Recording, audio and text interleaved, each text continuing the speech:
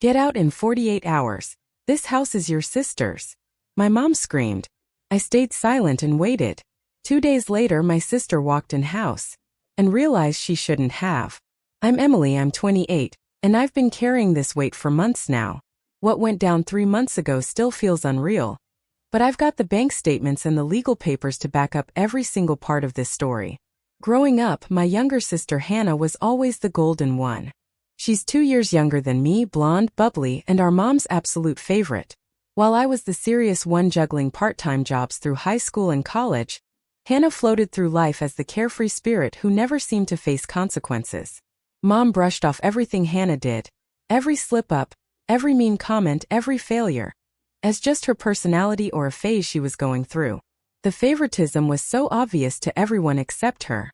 When Dad was still around, he'd at least try to even things out, but he passed away when I was 22, leaving Hannah and me under Mom's full attention. Unfortunately for me, that meant constant criticism and expectations no one could possibly live up to, while Hannah kept cruising through life without ever being held accountable. After I finished college, I managed to land a solid job in marketing, while Hannah bounced between part-time gigs and so-called self-discovery. I pinched pennies, living in a cramped studio apartment, while Hannah moved back in with Mom rent-free. By the time I hit 26, I'd saved enough to put a down payment on a house. And not just any house, the perfect one. It was a 1920s craftsman bungalow in a neighborhood that was just starting to get trendy. The place definitely needed work, but the bones were good. It had original hardwood floors and a huge backyard. On top of that, real estate agents were already calling the area the next hot spot. I saw the potential right away. I poured 2 years of weekends into fixing that place up. I taught myself to tile, paint, install fixtures, and even handle some plumbing. I researched every project, watched endless YouTube tutorials, and little by little turned that rundown house into something straight out of a magazine. The kitchen got a total makeover with white subway tile and butcher block counters. I brought the original hardwood floors back to life. The bathroom became this peaceful spa-like escape with a clawfoot tub I scored from an antique shop. Meanwhile, Hannah was still living off Mom, filling her days with Instagram photos and her nights with parties. Every so often she'd drop by, usually tossing out some comment about how cute my little project was, but never once lifting a finger to help. Mom would come by too, always ready with criticism. The wall color was too bold, the fixtures too modern, the yard too unkempt. Nothing I did was ever good enough for her. But honestly, I didn't care. That house was mine. It was the first real thing in my life that I could truly call my own, and I'd never been prouder. Then the neighborhood blew up. A stylish coffee shop opened just down the street, followed by a boutique fitness studio. Property values shot up almost overnight. My $180,000 investment suddenly jumped to $320,000, and it kept climbing. I could hardly believe how my effort and timing had paid off so well. That's when Hannah suddenly got interested. She started dropping by more often, bringing friends over to show off her place. She'd post pictures in my living room, tagging the location and writing about spending time at home.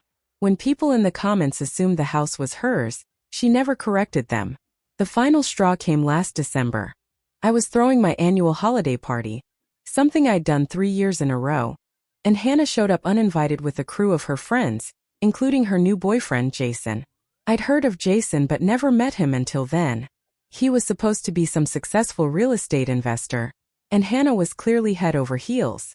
During the party, I overheard him telling someone how amazing Hannah's house was.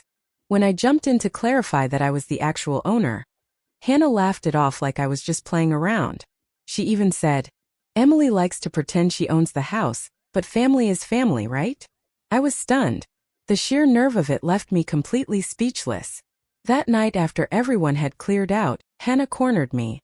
She was drunk and cruel, the way she always got when she felt like her place was threatened. She spat out that I was selfish for holding on to such a big house all for myself while she was stuck living with Mom. She claimed it wasn't fair that I was living the dream while she was barely getting by. When I reminded her that I'd worked and saved for years while she partied her way through life, she turned it around and accused me of being jealous of her bond with Mom. The argument ended with her storming out, but not before she dropped a threat that made my stomach turn. "We'll see about this house situation. Mom agrees with me that it isn't fair." I should have realized then what was coming. 2 weeks later, Mom called and invited me over for dinner, saying she needed to discuss something important about the family. I assumed it was the usual, one of Hannah's latest messes or maybe something about the holidays. I had no idea I was walking into a setup. When I arrived, Hannah was already at the kitchen table, a folder of papers in front of her and that smug look I knew too well. Mom looked uneasy but determined. She didn't even let me sit down before she launched into it. She started with a speech about fairness and family obligations. She reminded me of everything she'd done for me growing up, how she'd struggled and sacrificed after Dad passed away to raise 2 daughters on her own. Then she talked about Hannah's struggles, and how some people just have a harder time finding their path in life. And then came the gut punch. She wanted me to sign the house over to Hannah. The logic was twisted, but she laid it out like it was perfectly reasonable. Because she had raised me and taught me the values that made me successful, she felt she was partly responsible for my ability to buy and fix up the place. Meanwhile, Hannah had been supporting her emotionally through tough times, and now she deserved something real to show for her loyalty. Giving her the house would provide stability and a new beginning with Jason. When I tried to object, Mom cut me off. She said this wasn't up for debate. She'd already consulted a lawyer and had the documents prepared. Hannah needed the house more than I did, and as the older sister, it was my duty to make this sacrifice for family. The gaslighting was unreal. Mom twisted the story until I was suddenly the selfish one who'd been ungrateful all my life, taking advantage of her sacrifices without giving back. She painted Hannah as the struggling victim and me as the privileged one who needed a lesson in generosity. I turned to Hannah, hoping for at least a flicker of doubt about how crazy this was, but she just sat there nodding along. When I refused to sign, she finally spoke. "Emily, don't be selfish. You can buy another house. This one matters to me because it's about family and togetherness. Jason and I want to build our lives here." That's when it clicked. This whole thing had been in the works for weeks, maybe even months. Her sudden interest in my house, the boyfriend in real estate, Mom's consultations with lawyers, it was all part of a plan. When I kept refusing, Mom's tone shifted from guilt to outright threats. She dredged up every favor she'd ever done, every dollar she'd spent on me as a kid, every way I'd supposedly let her down. She accused me of caring more about money and property than about family. We went in circles for nearly 2 hours before I finally told them I needed time to think and walked out. But I could see it in their eyes, they weren't going to drop this. Over the next month, the pressure ramped up. Mom called every single day, swinging between emotional blackmail and intimidation. She said I was breaking her heart, destroying our family. Hannah bombarded me with long texts about how wounded and betrayed she felt by my selfishness. She even roped Jason into it. He reached out offering to make it worth my while, with connections to other properties. The worst part was the way they twisted everything. Anytime I tried to explain the years of work and money I poured into that house, they spun it like I was bragging. When I said it was legally my property, they accused me of hiding behind technicalities instead of doing the right thing for family. I started ducking family events and ignoring calls, but that only fed the fire. Mom began telling relatives and friends that I was being unreasonable and greedy. Hannah posted vague, hurt-sounding messages on social media about being wounded by the ones you love. Then the final ultimatum arrived. It was a Saturday morning in February when my phone rang and Mom's voice was cold as ice. "Emily, I'm done playing games. You have until Monday night to sign the house over to Hannah, or you're no longer my daughter. I mean it. Choose your house or choose your family, but you can't have both." I hung up without a word. That afternoon, Hannah showed up on my doorstep with the papers and a pen, dressed like she was headed to a celebration instead of trying to take her sisters home. "Come on, Emily. Just sign it. You're making this so hard. We can still be sisters, still be family. Do the right thing." I looked at the kid I'd protected and supported my whole life, and I didn't recognize her. Entitled, cold, casually cruel in her demands. "Get out of my house, Hannah. It's not going to be yours much longer anyway. Mom will make sure of it," I said. And she was right. The following Monday, a certified letter arrived that made my blood run cold. Mom had hired a lawyer to challenge my ownership. The letter claimed that because she had supported me financially during college and family funds helped my down payment, she had a legitimate claim to partial ownership. It was legally absurd. But I knew Mom could bury me in expensive, drawn-out litigation. Even if she lost, the legal fees would ruin me. That night the phone rang again. Mom said, "Emily, you brought this on yourself. Sign over the house and I'll drop the suit. Keep being stubborn and I'll drag you through court for years. You know I can outlast you." When I stayed silent, she finished, "You have 48 hours to get your things out. That house is Hannah's now." And then she hung up. I sat in the living room among everything I'd built and felt something inside crack. Not my spirit exactly, but the last tie to people who claimed to love me. I didn't lose it. I didn't scream or sob. I got quiet and I got ready. First thing I did was call my friend Rachel, a paralegal, and laid out everything. She was horrified at what Mom was attempting and confirmed my fears about the crippling cost of fighting a wealthy, determined opponent. Then she said something that shifted everything. "Before you do anything drastic, let me check something about property transfers made under duress. Give me 24 hours. The next morning Rachel called with a bombshell.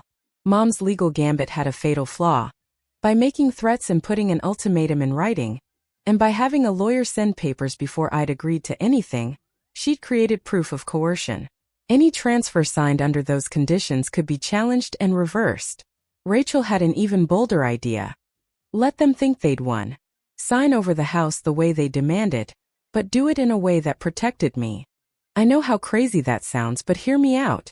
The plan was clever and legal.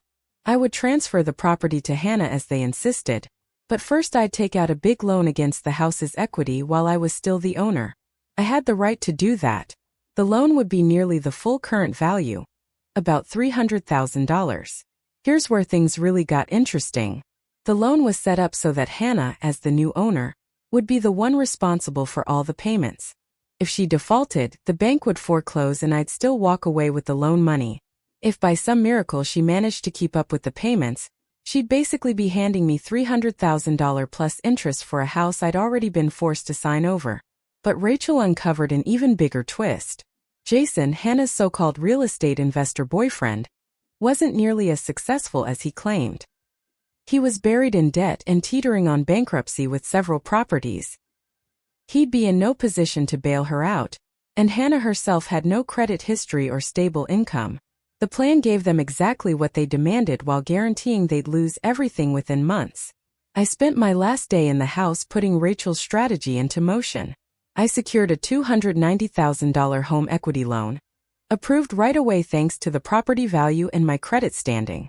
The money went into a brand new bank account Mom and Hannah knew nothing about. Then I started packing, but not the way they expected. I carefully dismantled every improvement I'd added over the past years. The custom light fixtures I'd installed? Removed. The subway tile backsplash in the kitchen? Taken down and boxed up. The restored vintage hardware on all the doors? Packed. Even the backyard plants I'd nurtured came with me. I wasn't being petty, I was being deliberate. The house they were taking was the same one I bought 3 years ago. Not the dream home I built with endless hours of labor. I put the original fixtures from storage back in place. The old cracked bathroom tiles went up again. Even that ugly ceiling fan in the living room returned. By the time I finished, the place looked exactly like the day I closed on it. Still livable but plain, stripped of all the charm I had poured into it. On Monday night, right at the 48-hour mark from Mom's ultimatum, I left the signed documents on the kitchen counter and walked out. I didn't stay to witness Hannah's reaction. The next morning Jason called, shouting about vandalism and destruction. I calmly explained I had only removed what was mine and left everything that had originally come with the house. He threatened to sue. Good luck, I told him. I documented every improvement and saved receipts for everything I took. You're getting exactly what the deed describes. No more, no less. An hour later Hannah called, crying and furious. How could you do this? The house looks awful. This isn't what I thought it would be. I told her, it's exactly the house you asked for. The one I bought 3 years ago. You just never cared to see it before I made it beautiful. She snapped back. But all the nice stuff is gone. The kitchen looks terrible. The bathroom is disgusting. I replied, then I guess you'll need to renovate. Just like I did. That's when she noticed the loan paperwork I'd left next to the deed. Within minutes she called again, shrieking. What is this loan? Why does it say I owe $290,000? I answered, because you do. You're the owner now, which means you're responsible for all the debt attached to the property. The first payment's due in 30 days. The silence that followed was pure music. Emily, this isn't fair. You can't do this to me. I told her. I didn't do anything to you. I gave you exactly what you wanted. You wanted the house and now it's yours. Congratulations. That afternoon Mom called seething. She'd figured out what I'd done and went off about lawsuits and disowning me. I let her rant for 10 minutes before cutting in. Mom, you told me I had 48 hours to get my stuff out because the house was Hannah's now. I did exactly what you demanded. Hannah owns the place fair and square. She also owns the mortgage that comes with it. This is what you wanted. You know this isn't what we meant. Then maybe you should have been more specific. But it's too late now.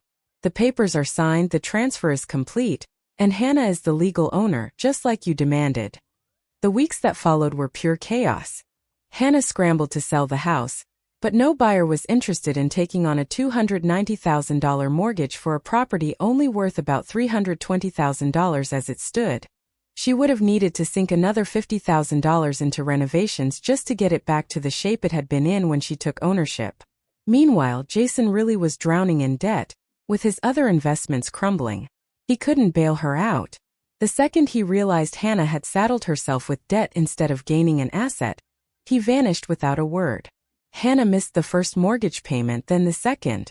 Soon she was calling me, pleading for me to take the house back. She promised she'd learned her lesson, swore she'd never meddle in my life again. When I refused, she lashed out, threatening to ruin my credit and reputation. But she had no leverage anymore. The loan was in her name, secured against property she owned. Her default couldn't touch my credit score. Everything unraveled even faster than I thought it would. Within a month of her taking ownership, I started getting desperate calls that revealed how completely out of her depth she was. The first crisis came when she tried to move in with Jason. She'd pictured them playing house in her shiny new property, showing off the life she'd stolen from me. But when Jason walked in and saw the stripped-down house and the mountain of debt attached, he pulled away immediately. This isn't what we discussed, he told her. At least that's what she sobbed to me over the phone later. You said you were getting a fully renovated house worth more than $300,000. This place looks like a fixer-upper, and you owe nearly what it's worth. Hannah tried to explain that I had taken my personal improvements, but Jason wasn't buying it. He'd already been wavering about their relationship, and the financial mess sealed the deal. When she pressed him about their future, he admitted he'd been seeing someone else for months. The breakup was brutal. Not only did Jason dump her, but he also told everyone in his real estate circle about her disastrous financial situation. Since she'd been bragging to his friends about her big property win, the truth about the mortgage made her look like a fool, or worse, a liar. Either way, her reputation in his circle was destroyed. She called me after he left, sobbing so hard she could barely get words out. Emily, please, you have to call Jason and explain everything. Tell him this was just a misunderstanding, that you'll take back the loan or something. I love him. He thinks I'm some kind of gold digger. I told her flatly, Hannah, you literally are a gold digger. You just dug in the wrong place and came up with debt instead of treasure. The call went downhill from there, with her accusing me of sabotaging her relationship. She couldn't seem to process that Jason had left because she'd lied about her financial situation, not because of anything I'd done. And the relationship drama was only the beginning. The real nightmare started once Hannah had to actually manage the property. She had never paid a mortgage, never handled property taxes, never dealt with basic upkeep. The first time something broke, the garbage disposal, she called a repair service without checking prices. A 15-minute fix cost her $400, and she completely panicked. Then she got hit with the property tax bill. $4,200 due. Money she didn't have. Somehow she had convinced herself that owning a house meant you just got to live there for free. Why didn't anyone tell me about all these extra costs? She demanded during one of her angry calls to me. Because you never asked. You were so busy trying to take something from me that you never even tried to understand what you were grabbing at. The utility bills hit her next. The house was old and not energy efficient, So the March heating bill alone was $300, way more than Hannah could swing with her part-time retail paycheck. But the real backbreaker was the mortgage. $1,847 every month, due on the 15th. Her income barely touched $1,200 even when she managed full-time hours, which wasn't often. She made it exactly 6 weeks before missing her first payment. I found out because the bank called me. Since I had originated the loan, they reached out when the new owner defaulted. I explained the house had been transferred and gave them Hannah's information, but they warned me that if she couldn't get things under control, the original loan terms could still affect me. That's when I uncovered something Rachel had predicted. In her rush to grab the house, Hannah had signed the transfer documents without carefully reading them. While the transfer made her responsible for the mortgage payments, my name was never removed from the original loan. If she completely defaulted, I could technically be held on the hook. But Rachel had built in a safeguard. The loan documents included a clause allowing me to reclaim the property if payments weren't made. In other words, I had the ability to foreclose on Hannah the same way the bank could foreclose on the property. I didn't mention this clause to Hannah. Not yet. I just sat back and watched her scramble. She tried finding a roommate, but who wanted to rent a room in a half-gutted house? She looked for a second job, but her retail hours were all over the place. She even applied for her own mortgage to cover the loan, but with a trashed credit score and unreliable income, she didn't stand a chance. Meanwhile, Mom grew more and more frantic. She'd realized her brilliant plan to give Hannah stability had exploded in her face. Instead of setting her youngest daughter up for success, she'd locked her into a financial death trap. Her first move, of course, was to blame me. She called over and over, demanding that I fix the mess and stop punishing Hannah for wanting more out of life. "You did this on purpose," she screamed during one heated call. "You set Hannah up to fail because you're jealous and vindictive." "I gave Hannah exactly what she demanded," I told her. "If she's failing, it's because she never bothered to understand what she was demanding." "Don't play games with me, Emily. You knew she couldn't afford that mortgage. You deliberately trapped her. The same way you trapped me? The same way you threatened to disown me if I didn't give up my house? The difference is, I'm better at setting traps than you are." That one landed. Mom went quiet for a long beat before shifting tactics. "What do you want? Money? An apology? Just tell me what it'll take to make this right." "I don't want anything from either of you. Hannah owns a house now just like she wanted. What she does with it is her problem." But Mom wasn't finished trying to fix things. She started helping Hannah cover mortgage payments, which only created fresh disasters. Mom had money, sure, but not unlimited funds. She could bail Hannah out for a few months, maybe a year, but not forever. And Hannah, who had never learned to budget or live within her means, saw Mom's help as permission to keep spending recklessly. Instead of tightening her belt or getting serious about work, she decided to treat the house like her personal passion project. She hired contractors to try to recreate the upgrades I had removed, clueless that she needed permits for electrical work and blind to how expensive and impractical her choices were. Within a month, she'd racked up $8,000 in contractor bills just trying to make the kitchen look like it did back when I lived there. The results were a disaster. The contractors Hannah hired were cut rate, and the work looked like something out of a bad DIY video. The subway tile was crooked, the grout lines uneven, and she'd used the wrong adhesive for the backsplash. Within weeks, tiles were peeling off the wall. "Emily, I need you to tell me where you bought the original tile and fixtures," she begged during one of her increasingly desperate calls. "I'm trying to put everything back the way it was, but nothing looks right. I'm not helping you renovate the house you stole from me. I didn't steal it. Mom said it was the right thing to do." "And how's that working out for you?" The truth was, I felt a strange mix of grim satisfaction and genuine sadness. Satisfaction because she was finally learning that choices have consequences, sadness because no matter what, she was still my sister, and I could hear how overwhelmed she was. But I couldn't step in. Every time I had tried to help Hannah before, she'd taken advantage of it and demanded more. This time she had to face reality herself. When she missed her second mortgage payment, the bank sent a formal notice. She had 30 days to catch up or face foreclosure. That's when the real panic set in. She tried everything. She applied for credit cards to cover the payments, but her credit was too wrecked to get any real limit. She looked into personal loans, But no bank would give her one when the only collateral was a house already underwater. She even tried selling her designer clothes and handbags, but the second-hand market didn't come close to covering her needs. Meanwhile, Mom was finally waking up to the actual cost of this mess. Between the mortgage, property taxes, utilities, and Hannah's botched renovation projects, the house was bleeding nearly $3,000 a month. Mom could help, but only by eating into her retirement savings in a serious way. Of course, her response was to blame me. "This is all your fault," she snapped during one of her frantic calls. Hannah never would have taken the house if she'd known about all these hidden costs. "They weren't hidden, Mom. You just never bothered to ask because you were too busy trying to take something away from me." "We weren't taking anything. We were trying to help Hannah build stability." "By stealing mine?" That's when Mom floated an offer I didn't expect. "What if Hannah signs the house back over to you? We'll admit this was a mistake, and things can go back to the way they were before." "You mean back to you treating me like garbage while spoiling Hannah? Back to you nitpicking everything I do while excusing everything she does? No thank you. Emily, be reasonable. We're family." "No, Mom. We're related. Family doesn't threaten to disown you if you don't hand over your house. Family doesn't hire lawyers to steal your property. Family doesn't treat you like an ATM to fix every problem." "So what? You're just going to let Hannah lose everything?" "Hannah chose this.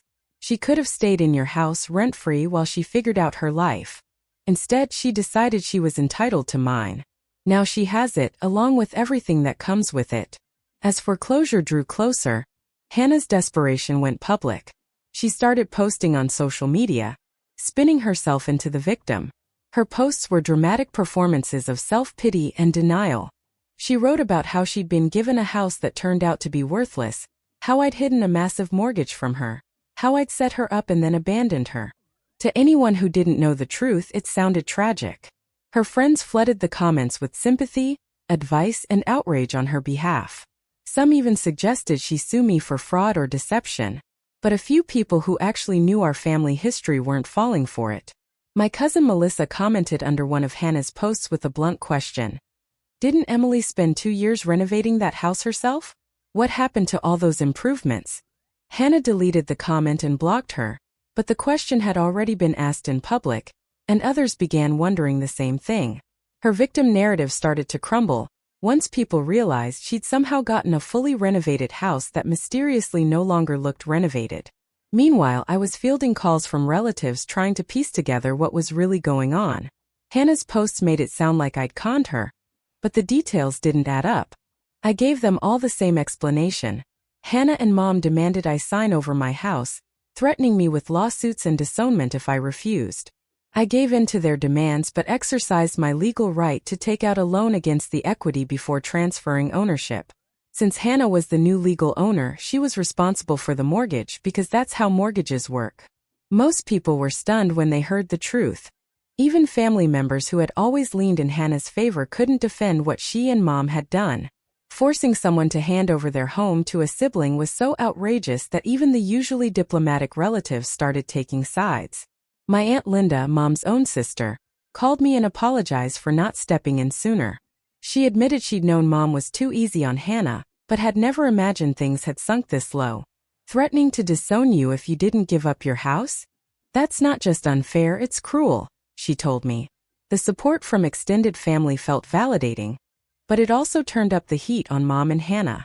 They weren't used to being challenged, let alone losing control of the narrative. Mom's instinct was to double down.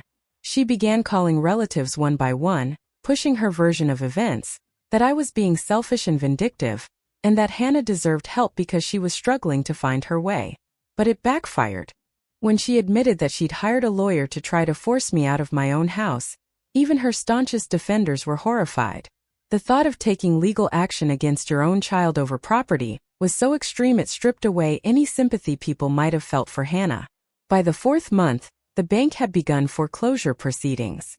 Hannah made one last attempt to salvage the situation by putting the house on the market for $310,000, hoping she could pay off the mortgage and maybe scrape together a small profit. But the property was a wreck after her botched renovations, and buyers could see it would need major work. The highest offer she got was $275,000. well short of covering the loan. Then came her final call to me before the foreclosure sale. She was sobbing, her voice shaking. "Emily, please. I know I screwed up. I know we handled this all wrong. But I'm your sister. You can't let me lose everything. Hannah, you didn't just make mistakes, you made choices. You chose to try to take my house. You chose to threaten me when I refused. You chose to sign the papers without understanding what that meant. Every step of this was a choice you made. But if I lose the house, my credit will be destroyed. Your credit's already destroyed. Missing payments did that. Foreclosure will just make it official. So what am I supposed to do now? The same thing I would have had to do if your plan had worked. Start over. Find a place you can actually afford.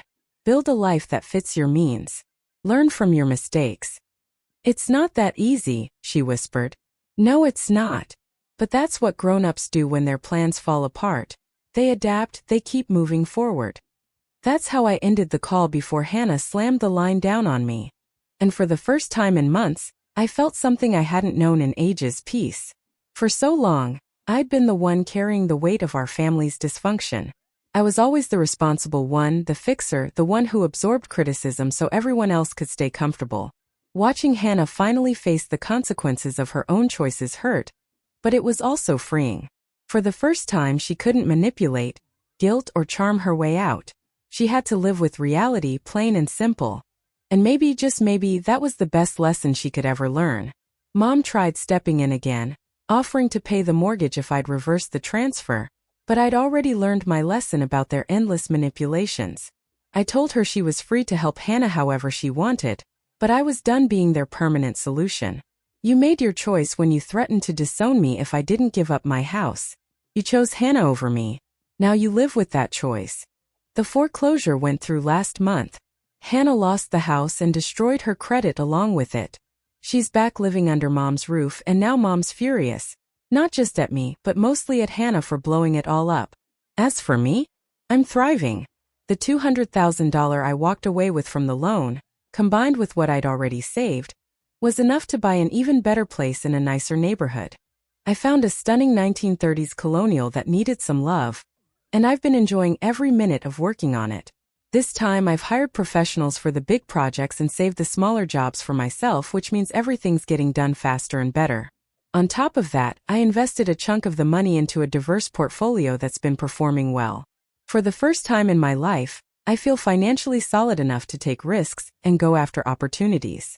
But honestly, the very best part is the peace. No more manipulative phone calls. No more family drama. No more tiptoeing around people who claimed to love me but treated me like garbage. I've gone no contact with both Mom and Hannah. They've tried to get to me through other relatives and mutual friends, but I've been crystal clear. I'm done with their toxicity. Some folks say I've been too harsh, that family is family and forgiveness is the only way. But I don't agree. Family isn't supposed to steal from you. Family isn't supposed to threaten or manipulate you. Family isn't supposed to force you to choose between your own well-being and their approval. What Mom and Hannah did wasn't just a lapse in judgment. It was a deliberate, calculated attempt to take something from me that I earned. They got exactly what they wanted. I handed over my house. The fact that it came with consequences they didn't foresee? That's not my problem. Sometimes I do wonder what would have happened if I just fought the lawsuit head-on.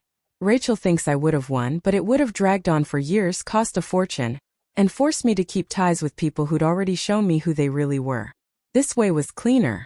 They revealed their true selves, I protected myself financially, and I walked away from the wreckage with my head held high. Hannah learned that choices have consequences. Mom learned that threatening your own child can blow up in your face. And I learned that the best revenge isn't getting even. It's getting free. The house that was supposed to be their triumph turned into the symbol of their downfall. They thought they'd taken something from me, but what they really did was hand me my freedom. When Hannah stepped into that stripped-down, ordinary house thinking she'd stolen her sister's dream, she had no idea she was actually giving me the keys to a far better life. And I'll bet she wishes every single day that she had never walked through that door.